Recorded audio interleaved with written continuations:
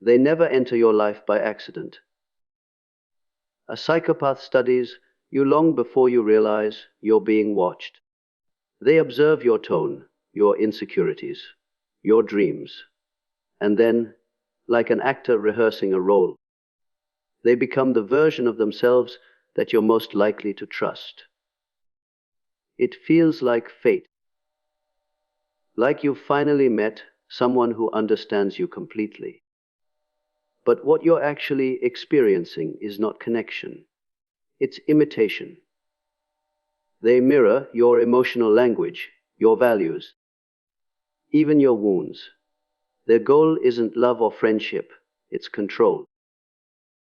The attention they give you is intoxicating because it's calculated to be so. The moment you feel seen and safe is precisely when they begin to build psychological ownership over you. And by the time you start to notice the cracks, it's often too late. The bond has already been engineered. Remember this: genuine connection grows slowly, but manipulation moves fast. When someone seems too perfect too soon, pause, observe. Protect your energy before admiration turns into entrapment. Because the most dangerous predator is the one who first appears as your mirror. Psychopaths understand something most people overlook: that intensity can feel like truth. They don't build relationships, they accelerate them. Within days, they speak of destiny, of deep connection, of having never met anyone like you before. It feels flattering, even spiritual, as if some unseen force pulled you together. But beneath that whirlwind lies design, not destiny. Their goal is to overwhelm your intuition before it has time to question what's happening. When emotions move faster than logic, the psyche loses balance, and that's where manipulation begins. They mimic passion, but what they're really doing is bypassing your critical filters, locking you into emotional dependency before trust has been earned. The illusion of instant soul connection is one of the oldest psychological traps in existence. Genuine intimacy doesn't demand speed, it requires presence, patience, and mutual growth. So when someone rushes your heart, step back. Ask yourself, why the hurry? What are they afraid you might see if things slow down? Because love that burns too fast rarely lasts. And sometimes it's not love at all. It's control disguised as connection. Once the psychopath senses you're emotionally invested, the performance shifts. The warmth that once felt constant begins to fade, replaced by subtle criticism and quiet indifference. You'll notice small remarks that make you question your worth. A joke about your intelligence, a comparison to someone else, a sigh that carries silent disappointment. It's not random, it's psychological conditioning.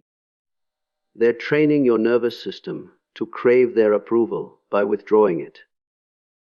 This stage, known as devaluation, is where confusion takes root. You start chasing the version of them that once made you feel alive, not realizing that version never truly existed. Philosophically, it's the collapse of illusion, the point where projection meets reality. You're not losing the person you loved. You're discovering they were never real. This realization is painful because it forces you to confront how easily hope can blind the rational mind. But awareness is liberation. The moment you stop romanticizing inconsistency, you reclaim your power. Because no genuine connection requires you to shrink to keep someone else comfortable. The person who makes you doubt your worth is not your mirror. They are your warning. Gaslighting is not merely lying, it's psychological warfare. It's the deliberate distortion of your reality until you no longer trust your own mind. The psychopath does this with precision. When you confront their contradictions, they deflect. When you express pain, they mock your sensitivity. Slowly, your certainty begins to erode. You start to question your memory, your emotions, your perception of events. This is not confusion. It's control. They rewrite the narrative so that you begin to rely on them as the arbiter of truth. And once they become the voice that defines what's real, they own your inner world. From a Jungian perspective, gaslighting fractures the connection between the conscious and unconscious mind. You become trapped in a psychological fog, unable to trust the instincts meant to protect you.